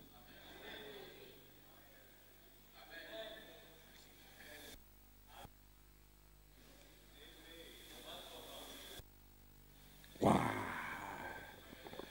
Les amis, quelles sont les motivations pour lesquelles nous travaillons? Moi, je suis votre pasteur. Pourquoi je travaille? Quelqu'un peut aussi travailler. Un pasteur peut travailler parce qu'il a besoin de dîmes. Et essayer de lui donner les dîmes. Il y a des pasteurs, quand vous donnez la dîme, il essaie d'abord de regarder combien c'est pour savoir comment il va prier. Vrai ou faux? On a même fait des blagues comme ça sur les réseaux sociaux où on a montré des pasteurs. Il a vu quelqu'un qui a mené ce que lui il appelle une grosse dîme. Une grosse dîme n'existe pas. La dîme est la dîme. La dîme est le dixième. Le dixième de tout. Si c'est 100 francs, c'est ça la dîme. Si c'est 1000 francs, c'est ça la dîme. Si c'est dit, il n'y a pas de grosses et de petites dîmes. Quand un pasteur a déjà ça dans son esprit, c'est fini.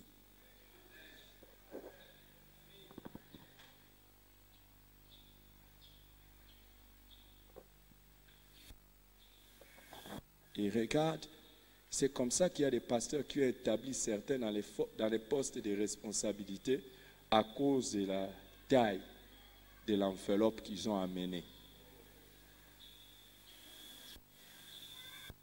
Quand j'ai commencé cette église, il y a certains pasteurs qui me disaient, mais comment toi tu travailles avec les jeunes? Il fallait chercher les gens qui ont un peu le moyen parce qu'ils vont te soutenir.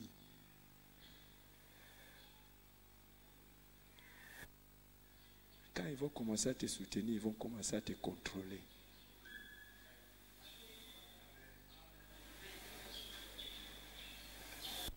Dieu ne sait que personne ne sait qui est autour de moi. Collaborateurs, levez-vous. Levez-vous, mes collaborateurs et collaboratrices. Levez-vous. Levez-vous. Je vais voir. Qui peut prétendre qu'il me contrôle? Qui peut prétendre ça? Qu'il me contrôle par ses dons ou par ses dîmes? Qui? Répondez, les gens vous voient, non? Qui? Hey. Qui? Et vous êtes là, la majorité parmi vous, nous avons fait avec vous bientôt 20 ans. Mon cœur n'est pas dans l'argent. Les amis, si mon cœur était dans l'argent, je n'allais pas marcher avec des ketchs.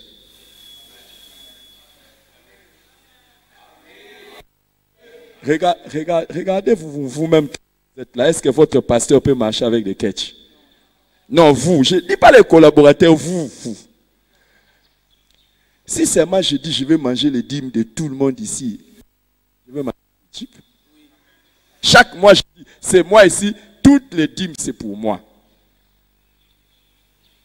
Ce qui n'est pas un péché.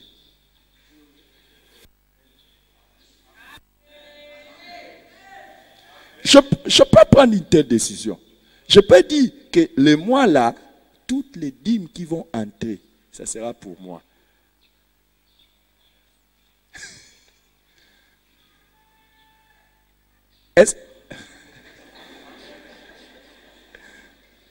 Qui se lèvera pour dire que c'est un péché? Maintenant, vous, les collaborateurs qui êtes debout, dites, si je mange vos dîmes un mois là, est-ce que je peux changer de véhicule? Chaque mois, je change de véhicule. Je peux changer de véhicule. Je commence seulement par vos dîmes à vous. Vous êtes bénis. Alors, restez debout, je vous bénis encore. Mes collaborateurs et collaboratrices vont être des personnes sur cette terre puissantes. Mais personne ne pourra me contrôler par les dons.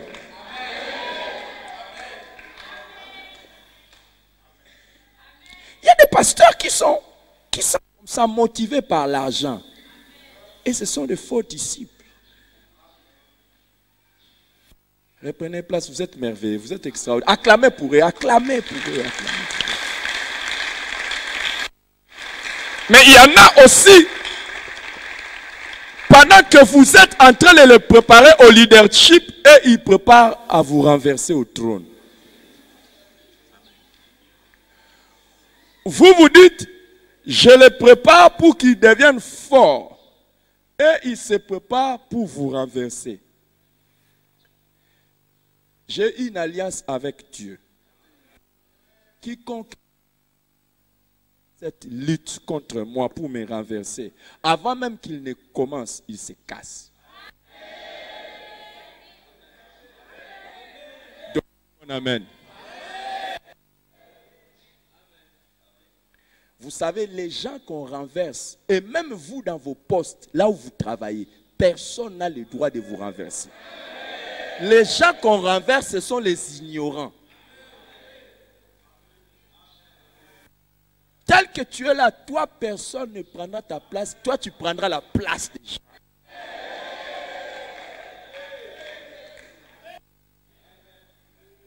Vous savez, quand est-ce que j'ai reçu la révélation que je ne peux jamais être renversé? C'est le jour où le Seigneur m'a dit que je serai la tête et non la queue. Attendez, je vais vous expliquer. Quand Dieu a dit je serai la tête et non la queue, il a parlé à moi ou il a parlé à tout le monde? À moi ou à tout le monde? Il a parlé aussi à toi? Il a parlé aussi à toi? Alors qu'est-ce qu'il a voulu simplement dire? Que chacun a une piste. Et dans ta piste, tu seras la tête. Quand est-ce que tu risques de ne pas être la tête? Si tu laisses quelqu'un d'autre entrer dans ta piste. Il n'y a personne qui osera entrer dans ma piste. Il n'y a personne qui osera entrer dans ta piste. Tu seras la tête. Tu seras la tête. Pourquoi d'autres personnes sont, pendant qu'ils sont en train de prêcher, ils sont en train de faire... Parce qu'il est midi. J'avais promis qu'on va manger à midi. J'attends les signaux.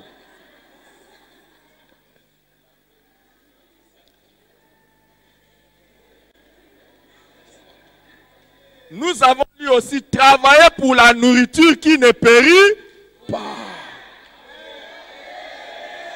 Vous, vos pensées sont seulement dans la nourriture. Et si le Seigneur m'inspirait, sont les jeunes maintenant.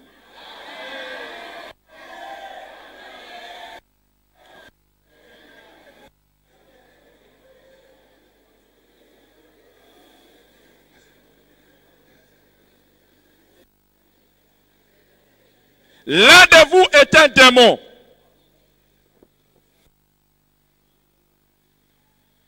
Un seul peut renverser toute l'équipe. Peut mettre toute l'équipe en débandade. C'est pour ça que nous prions. Parce que nous sommes entrés dans une année de faveur exceptionnelle.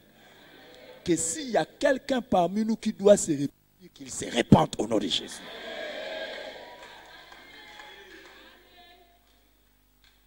Et que Dieu garde les cœurs de chacun. Le quoi moi est aussi malamité ma bisonyo c'est aussi baba.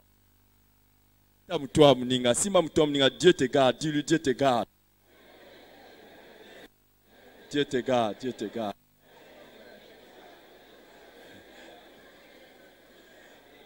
Parce que nous ne savons pas qui sont là. Il y en a quand il dit comme ça, simba mtu mamutu. Ola mtu mamutu. Les qui sur le boko. Des faux disciples. Non, là, je comprends. Vous, je comprends. Entre vous, je comprends. Entre vous, là, je comprends. Le problème. Est-ce que quelqu'un a compris de quoi je parlais? Est-ce que moi, je dis quelque chose? Mais est-ce que vous avez compris?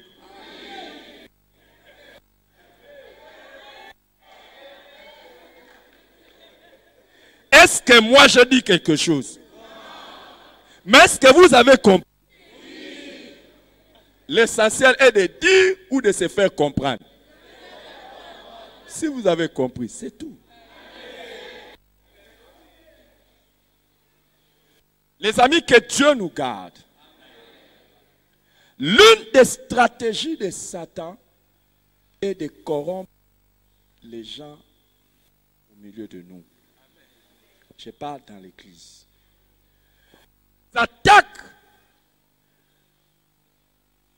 contre l'église viennent de l'extérieur, l'intérieur. Mais les attaques à redouter le plus sont les attaques qui viennent de l'intérieur.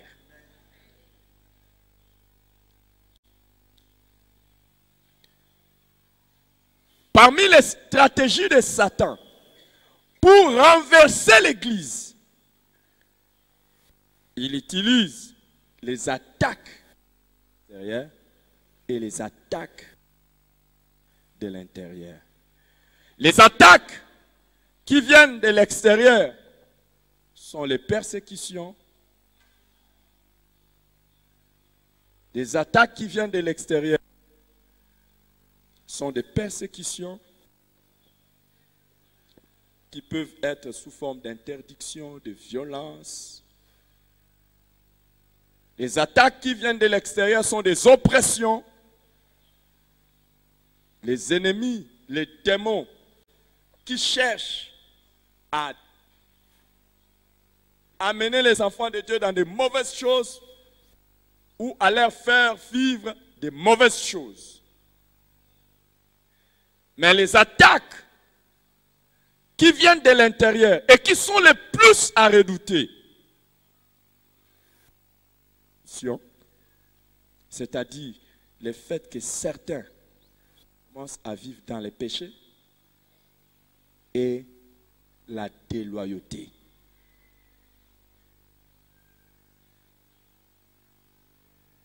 Les gens commencent à vivre dans les péchés où les gens deviennent rebelles.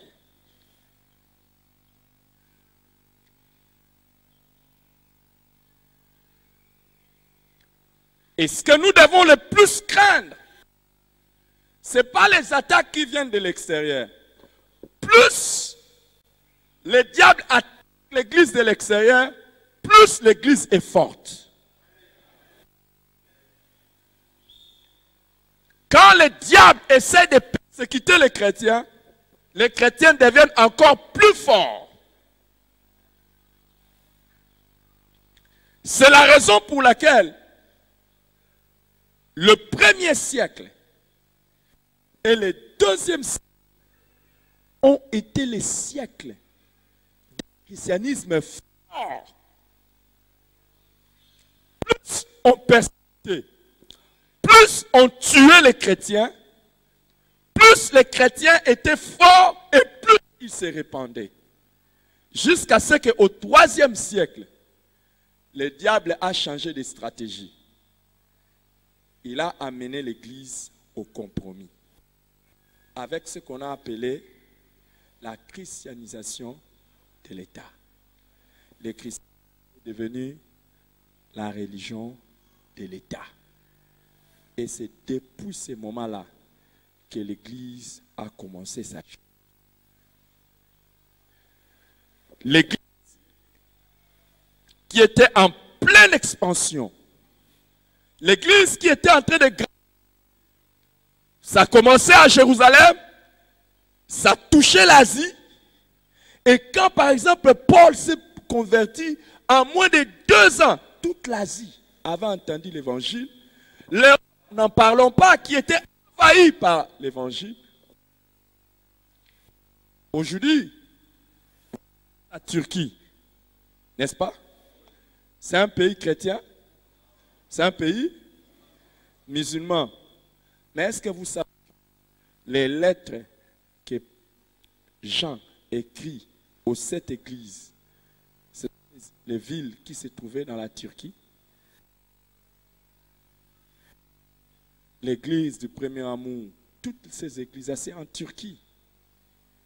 Mais qu'est-ce qui a fait que les pays qui étaient touchés par l'évangile, bien plus tard, se sont refroidis?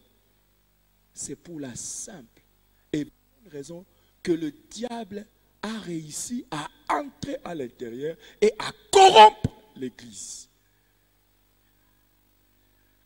Quand le diable réussit à faire entrer le mal au sein de l'église, c'est plus fort que quand l'église de l'extérieur.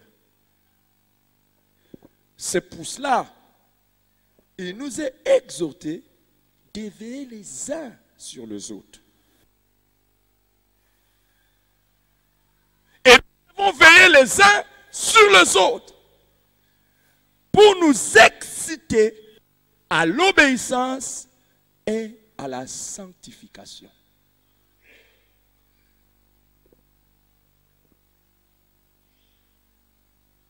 Quand le diable injecte les sectes, c'est-à-dire les divisions, les séparations et les rébellions dans l'Église, c'est fini. Tout royaume divisé ne peut subsister. Aucune église ne peut aller de l'avant, prospérer, triompher, s'il y a la division à l'intérieur.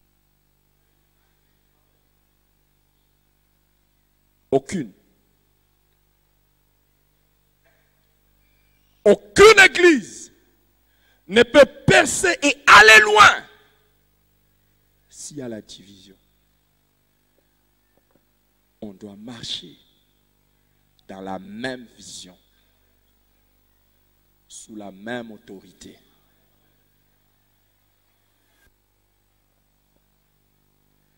C'est pour cela, veillons les uns sur les autres. Pour y parvenir, chacun doit respecter ce qu'il est appelé.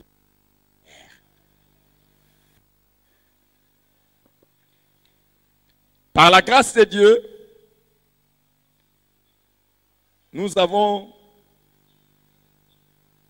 commencé des cellules.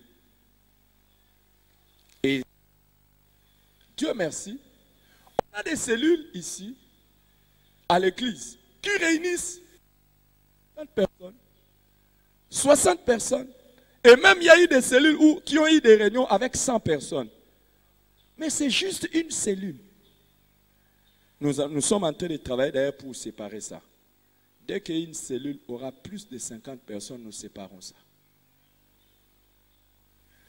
Parce que les objectifs que nous visons pour la cellule, c'est l'interaction de membres.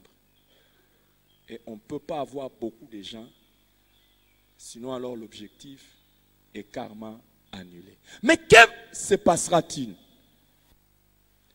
Que se passera-t-il? Si une personne à qui vous donnez une cellule se retrouve maintenant comme l'archibishop de sa cellule, il sait qu'il est devenu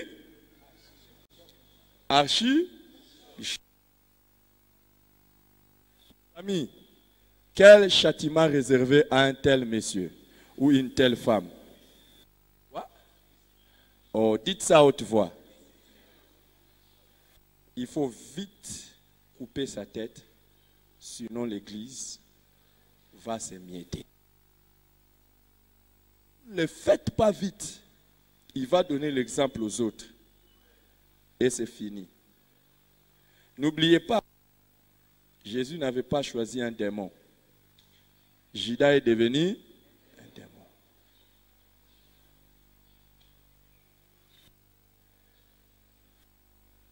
D'ailleurs, la raison pour laquelle, cette année, nous allons changer même des responsables des cellules. Tu as commencé là-bas, on te transfère, tu vas ailleurs.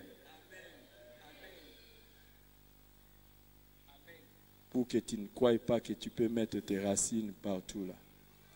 Et même dans la politique de l'église, maintenant, on a changé même pour les extensions. Est-ce que les gens de Boumou, vous ne voyez pas que quand j'ai besoin de votre pasteur, il ne vient pas? Il ne dépend pas de lui. Vraiment venir là, c'est moi qui dis. Et il a des programmes, il a fait des programmes, mais je lui montre que je suis moi le pasteur.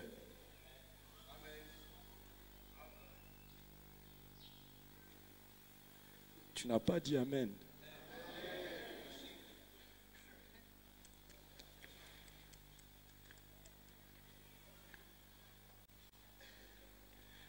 Le temps est arrivé où la parole de vérité ne peut pas avoir deux bergers.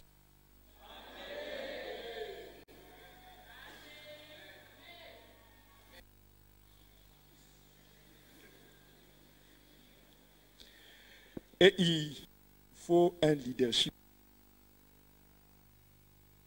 Maintenant, nous sommes une église avec plus de 1000 personnes. Et nous sommes en train de travailler pour que le dimanche prochain, nous soyons à 2000. Si je ne montre pas les paquets, je prépare un désastre à venir.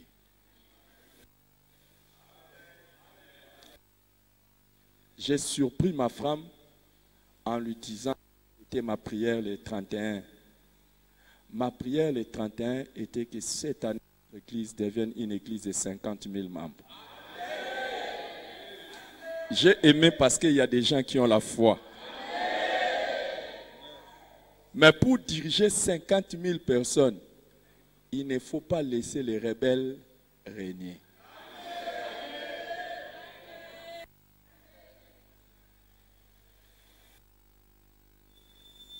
C'est pour cela que vous voyez que j'ai fait les remaniements ministériels.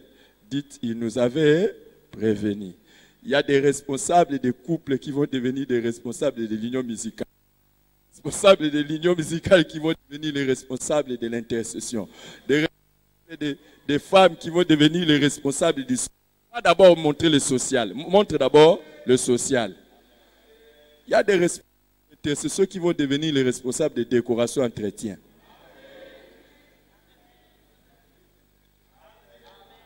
Non, restez calme que mes collaborateurs disent. Non, mes collaborateurs.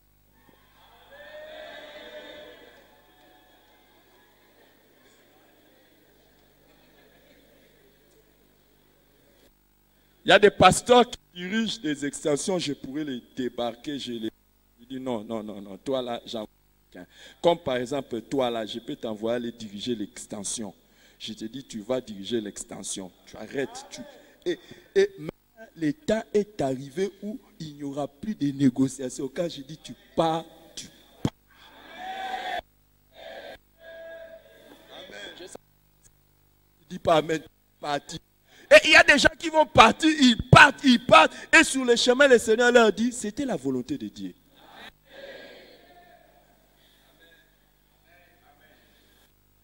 Le temps est en train de venir, moi-même aussi je vais.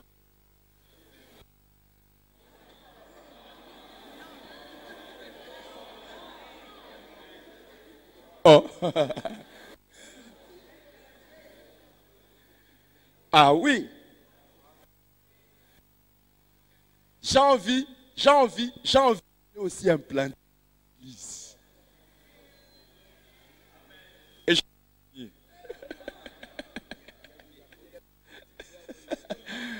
Alléluia. Hey, les amis, si tu es à quelque chose et que rien ne peut te séparer de ça, c'est mauvais.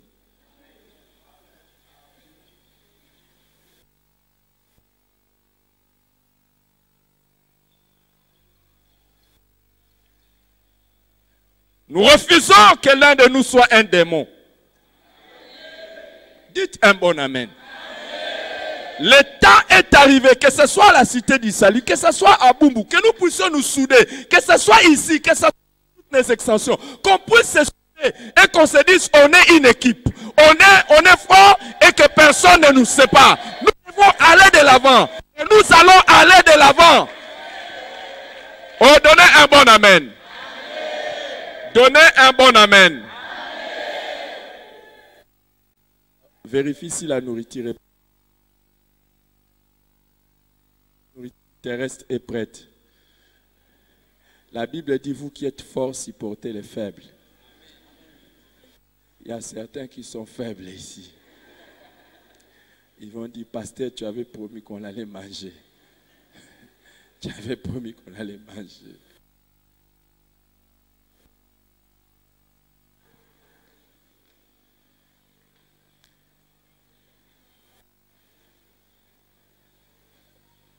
On va prendre une pause. C'est bon? Combien de minutes? Il faut qu'on aille à 13 h. Alléluia. Est-ce qu'on prend une pause et puis vous quittez pas, on se dégourdit seulement les jambes. On prend une et puis je commence la deuxième partie de mon message. Lèvez-vous. Commencez à vous saluer les uns les autres. Si ça ne va, tu ne sens pas bien, tu peux rester assis. Tu peux rester assis. Si ça ne va pas, tu peux rester assise là. Mais salue quand même les voisins.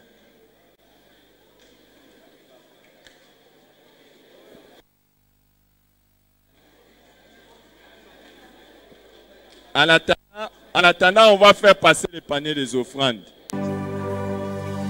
A Savior on a hill.